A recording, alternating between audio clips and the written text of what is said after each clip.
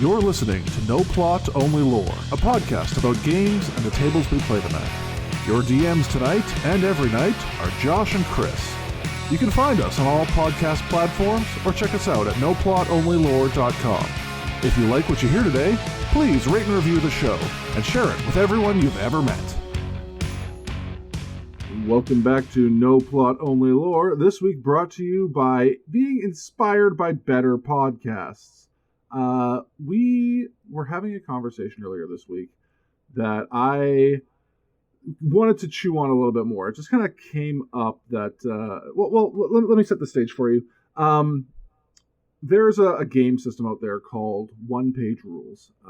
As a miniatures war gamer, I like trying out new things. And for those of you unfamiliar with Warhammer 40k, which is like the big grandfather of all these, it can be a pretty complex system. I mean, every army has dozens of units with their own special rules and modifiers, stat lines, equipment that they can choose, and you can modify, the same two generic units could have completely different weapon sets, and et cetera, et cetera. And the original impetus behind One Page Rules was, what if we can take all of that feeling and gameplay from a game like Warhammer 40k and condense the rule set down to a single page? Something that's... I have been doing a project for the last week or two. Yeah. About writing one-page role-playing games. Yeah. And the amount of information that I am able to get into a single page. Now, granted, I'm doing them all hand-drawn, hand-written. So my ability to scale text and stuff and proper margins and lines is a little weird. But the amount of information that I can get onto a single page is not significant. Right. So One Page Rules was kind of brilliant in the way that they were able to distill armies down to the essence of what they were in a single page. They did that by generalizing some rules across the whole system. Everything moves the same distance. Everything charges the same distance. Everything runs the same distance. Games are a little bit shorter. The setup is a little bit simpler, but overall, you still get the tactical skirmish feeling, right? The system is... I find it really hard to believe that it condensed all of that into a single page. Is it a really big page? So when they say one page, I guess what they mean is one page per army. The base... Okay, that makes a lot of difference. Yeah. So the basic game rules for how the game works fit on one page. The basic rules for your actual army, the whole army list will fit on one page. And they do that through keywords across the whole system that are the same for everybody, stuff like that. So over time, it started as a straight up ripoff of Warhammer 40k, which when I say ripoff, I mean they took Space Marines and made them Battle Brothers. They took Tyranids and made them Alien Hives, things like that. They just put the classic exercise of shaving off the serial numbers and then selling it as your own thing. Exactly. They just said, look, we know these are because first of all, the system is completely model agnostic. Use whatever you want. We know you have these armies that you've already collected. They're cool miniatures. Use them. This is just a way to get more games in faster. Play with our system because you already own all this stuff, and this actually gets you on the table more, right? Question. Yeah. Can I play with Hot Wheels? Yeah, you can absolutely play with Hot Wheels if you want. There's a different game I would recommend for Hot Wheels, but you can absolutely play with Hot Wheels. I was just thinking it'd be really cool to do a demolition derby type thing. So the game you want is called Gaslands. All right, different game. And Gaslands is straight up just here's our quick rule book. Grab some Hot Wheels. There's a sheet in the back of the book you can photocopy to have some templates for movement. Go. All right. At any rate, so that was how this all initially started, and over time, we've seen them grow and develop a little bit, and they took what was a fun idea and sort of crystallized that into the basis of an actual company and business, the core of which is the same. Here's our rule set for free, use whatever you want. They even go to the point of like, here's the basic rules for the game, and also sheets that you can just print out paper dolls to use for some of these units. Go nuts. On the other hand, if you want to get a little bit deeper, we now have STL files that you can purchase, or you can purchase pre-printed miniatures from us at a really good price. And that's how they've kept this going, right? You subscribe to the Patreon, you get new miniature files every week, print them yourself or buy them from us ahead of time, whatever you want. But as part of that, when they started making models and putting art to the things that they were creating, there was, I don't know if it was a push or a desire, but they started fleshing out what their world meant, as opposed to just 40K.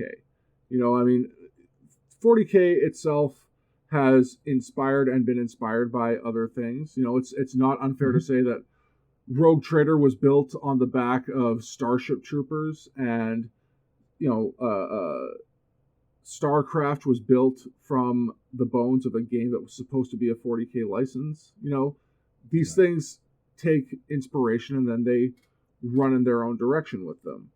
The difference that happened this time, and the thing that I wanted to talk about that was really strange, is that the OPR community, when they started, and specifically with the alien hives, when they started fleshing out that the alien hives were not just mindless beasts who reacted instinctually and had a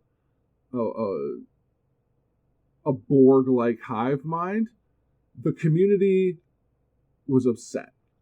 They wanted their stuff to be closer to what GW's Tyranids were. And I can't really figure out why.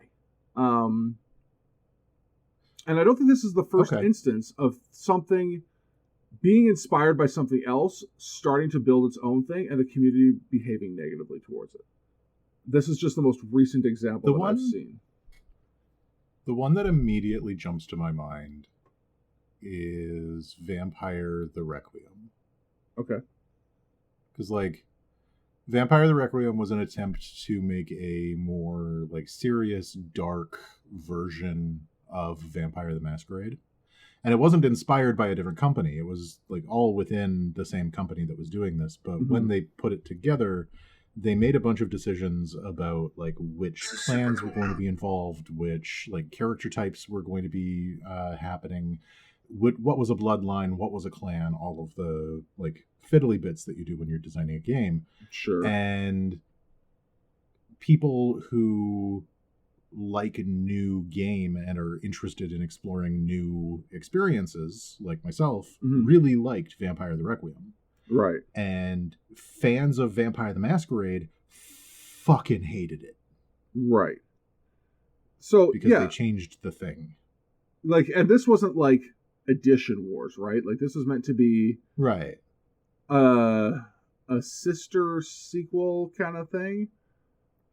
Yeah, like it was after the end of the world, right? So like the world of Vampire the Masquerade had a huge event that had like multiple things published across all of their various lines. Right. That ended that version and that history of the vampire franchise, and also Werewolf and Mage and like all of the other franchises that they were doing. And Vampire the Requiem was meant to be kind of like a grown-up sequel to Vampire the Masquerade, and it flopped real hard. Because like, so there's like three things at play here that I think are all sort of kissing cousins in the same arena here. Like there's the thing inspired decides to start fleshing itself out and people get mad. There's the thing that exists has a new edition come out and people mad because it's different, because we've seen that through D&T's entire history. And then there's this where it's like, we want to change our game to a different game in the same setting, and people get mad at that. Because it's not like creating Vampire the Requiem made the Masquerade not exist. You can still just play the Masquerade if you want. And well, I think I think part of it is that it was contradictory to expectation, and I think that's probably where a lot of this comes from. Okay. Right, going back to the one-page rules thing, I think that because it couched itself so heavily in ideas that were adjacent to the 40K universe. Yeah. When they begin to branch off from that, it subverts an expectation that people who picked it up with the expectation that it was going to be like Warhammer 40K, but simpler. Right. Now those people aren't getting Warhammer 40K, but simpler. They're getting different thing. Well, and that is not good to them, I guess. Well, here's the thing that's weird about it, though, is that, mechanically, nothing has changed. The game, the Tyranids in 40K and the Alien Hives in one page play the same. And, for the most part, I mean, you can do certain things in OPR that, you couldn't really do with the 40K stuff, but, so I collect salamanders for 40K. When I want to go play as Prime Brothers or Dark Prime Brothers, literally I just look and there's 1-for-1s of every unit I own, right? It's not subtle. I need I have Infernos Marines. Here's the Incinerator guys. It's just the same thing.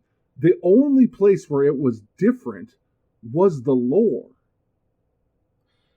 Which is interesting, too, because you can just pick your lore. Yeah. Right? And maybe that is something that comes with a bit of maturity in the game sphere, is the idea that, nothing that is written is law in your game, right? Right. The medium of your game is yours. You get to choose what is in it and what isn't. You get to decide which canon you accept and what you ignore. And if you choose to ignore more sophisticated Tyranids, then you're not actually hurting anything for anybody else. Right. They still get to have their smart Tyranids. You get to have your dumb Tyranids. Everybody's happy. All you have to do is ignore anything that suggests that the Tyranids should be shown any kind of empathy. Right. Well, and do you think that this is a problem because it's not a role-playing game? Because the fluff aspect of it is dictated to GW fans through books and through, inserts in magazines and updates and rules and stuff like that. Do you think that is what's causing the rift, because they're not used to diverting from what's considered canon? And so in their minds, this was diet canon, but still needs to follow the same rules? I don't think so. I think that the role-playing game community has largely shown the same urge to keep their canon pure. Right. Right. When Wizards of the Coast changed the story of the Forgotten Realms to fit 4th edition, right, people were pissed. Right. Because you needed to change the way that magic worked in order to be able to make that Vancian magic system no longer work the same way fictionally. Right. Right. And so people were mad about that, and then they reverted it for the 5th edition stuff because they brought back a magic system that was a lot closer to the Vancian. Right. And then people were mad about that too, right? Every time you make a change to canon, you are going to be pissing somebody off. I don't entirely understand that from a personal perspective, because I don't give a shit about the canon. Well, but you also you play a lot more homebrew stuff, and I do. other people, like I know people who never deviate from like pre-made content because they just want to like inhabit the world that exists in Faerun or in the Forgotten Realms or in Eberron, whatever it is that someone else has created. So then that world means something to them in that state. I mean, you're doing whatever the heck you want and just picking your favorite parts out of those and stealing those ideas. All the time, forever, yes. Yeah. So... no, and like I get it. I kind of understand that like if you are very invested in a fiction and that fiction does something or changes something that you feel is fundamental to the identity of that fiction, then that can seem like a betrayal. Right? Like again, I think it comes back to like the expectation of the audience, right? Audiences, and I think this is unique to our like current modern to like postmodern, meta-modern like world, zeitgeist, whatever, is that audiences have a sense of agency over the media that they consume. Right? Sure. Like, as opposed to any other time in history where if you were to try and tell Sir Arthur Conan Doyle how to write a Sherlock Holmes book, he would have told you to go to hell, and he would have been thoroughly within his rights to do so. Right. Well, and he often did. So, like I too have lived through the midi-chlorian saga, and there's two, I think, conflating things that are a little bit wonky about this whole thing. One, we're talking about two completely separate properties. Like, this is not a canon change. This is a different story. Like, it looks the same, but it's not. You know? I don't know if that matters, though, right? Because I think, like, when we're looking at expectation, it isn't something that's dictated by the media itself, right? Like, to bring it back to the midichlorian saga, the expectations of the audience had nothing to do with what the prequel movies actually were prior to them being released. Mm-hmm. Right? All of those were expectations that were set by the audience from previous media and from media that had come out since then, discussing that media and like influenced by it. And if it didn't match those expectations, then that was a thing. But like, again, that was the same product or the same franchise that was being treated weirdly. I think in this case, because it was so heavily influenced by Warhammer and the 40K universe, the audience, not the company, but the audience set an expectation that it would continue to be that. Well, the other part of the problem, though, and this is what sort of compounds it, is that the 40K universe has been a playground for various writers' ideas of how that world works for decades. Whether you have Dan Abnett or Graham McNeil or whoever writing these different books, especially through the Horus Heresy series, but they were writing all sorts of things. And so the explanation that came from the Black Library was everything is canon, but not everything is true. They really embrace the idea of that unreliable narrator. So, excuse me. So for them to, pardon me, for them to have this sudden aversion to there being a variance in canon that was down to like one writer's particular feelings about a subject is really like, it's just really odd for them to behave that way when, like, you know, what a Space Marine can do with their extra glands varies from books to book, you know? Right. So is that the case for the one-page stuff, though, right? Like, no, that's just it. Was there an establishment that there was an unreliable narrator? Well, the problem was there was no narrator. Like, right. any of this lore was sort of, And I think, okay, I have an idea forming in my head about what happened. So this was them trying to like put out books and establish their own lore. And I think up until that point, what had sort of happened in the minds of the OPR fans, and granted it's not the whole community, but there are a significant number of people, is that they viewed themselves as still playing 40K, just with a streamlined rule set, in the way that you would play, like, you're still playing Age of Sigmar if you play a Spearhead game. It's just smaller scale.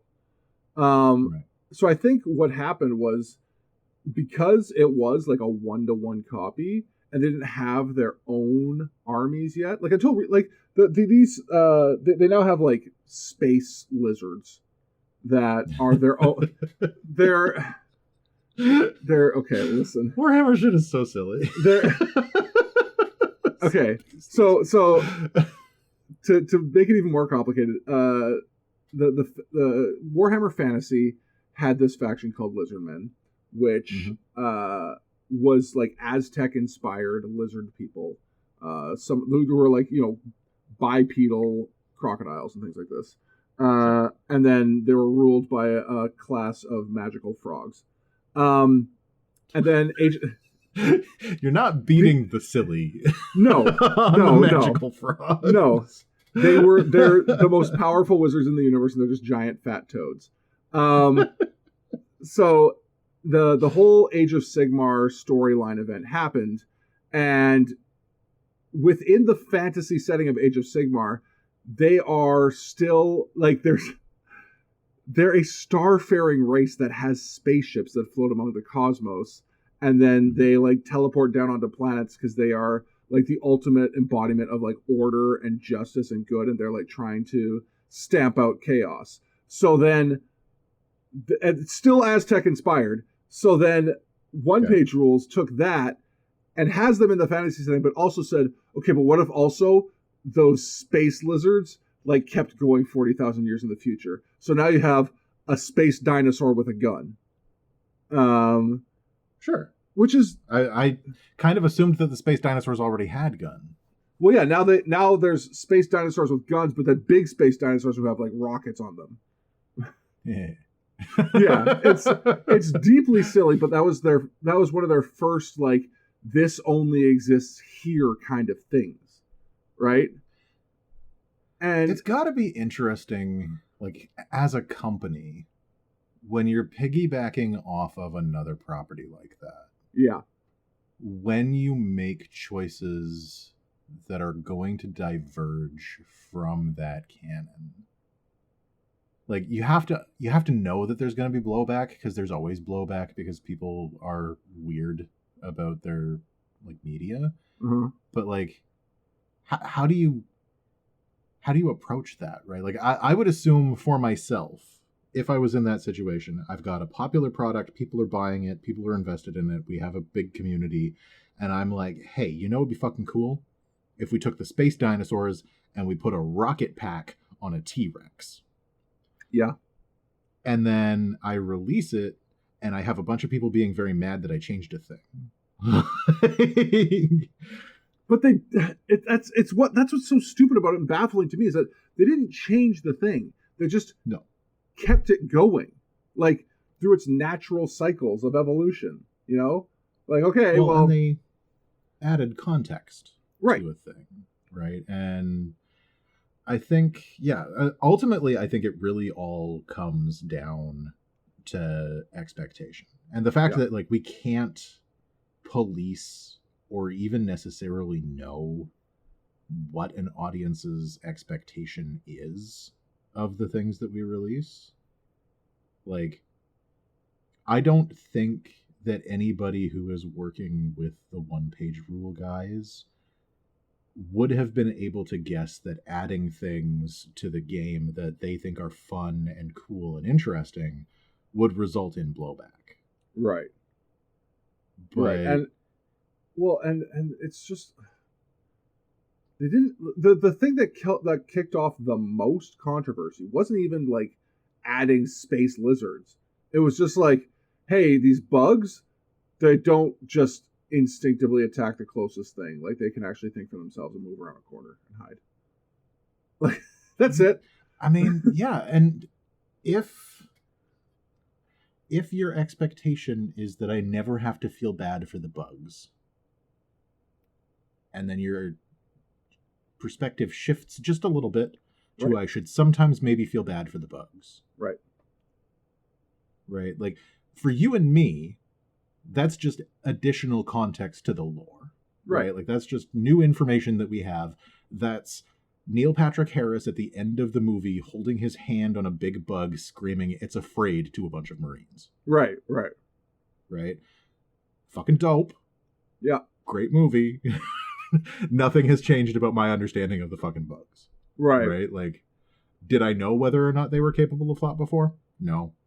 If I was under the impression that they were incapable of thought before, and now I know that they are capable of thought, cool. Added context. Right. But if we were the types of people who had these like very strict ideas about what the media we're consuming should be, then I feel like maybe even a change like that, where like you go from 0 empathy to 1 empathy, could come across as a betrayal of expectation.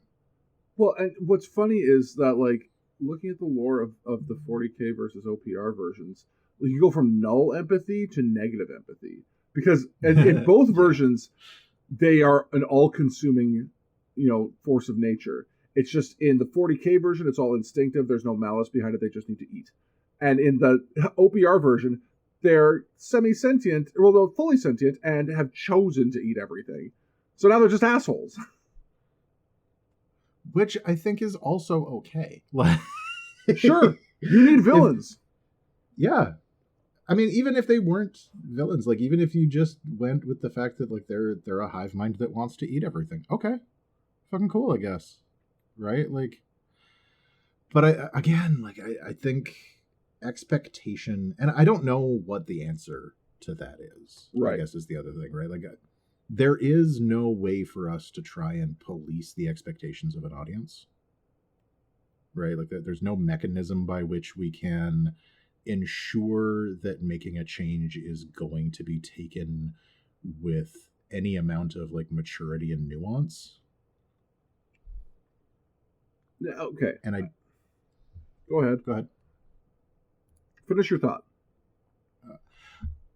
And I don't necessarily know that it's even like something that we should do. Like, maybe this type of blowback, one, I think it's almost always overblown because of the internet. Like, you have a very loud, angry, swarming teenage minority of people who are very upset and don't know why they feel so betrayed that the bugs can think. I will say, I think Discord servers are one of the worst things to happen to art in the last 20 years. Not Reddit? No. Reddit's a thing. Discord is like weirdly direct, where it's like, I can just get like into a call with you. Like, fuck you. Yeah. Twitter too, I think. Like, just being able to DM your artist. So, with like no regard for who they are as people. I was gonna say, I slightly disagree with you. I think we can police audiences' expectations through the mechanism of this podcast. So listen up, audience, you dicks. Let something establish its own rules that you can then complain about and hold it to, and don't bring outside influences into the piece. Like, let them make their own lore, and you complain when they change that. But don't complain when they change their lore to be not other things' lore. See, I think, and I don't have any like metrics or like evidence to back this up, but if I were to like think about our audience, I don't think a lot of them are the types of people who would be complaining about this sort of thing in the first place.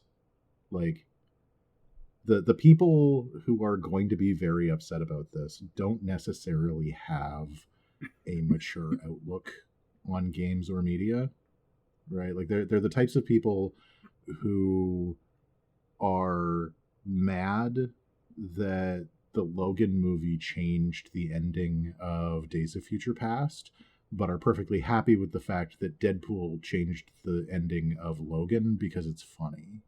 Right. Well, With maybe I'll catch some stray listeners who just happen to be Maybe. Googling my name for some reason and stumble across this podcast. I don't know who it is who was Googling Josh's full adult legal name and came across our podcast, but fucking stop it. Yeah. Hey, thanks for making it all the way through this episode of No Plot Only Lore. If you're looking for more, you can always find us at noplotonlylore.com and on all the very best podcast platforms. If you like what you heard today, please share, rate, and review the show to feed my never-ending need for attention and validation.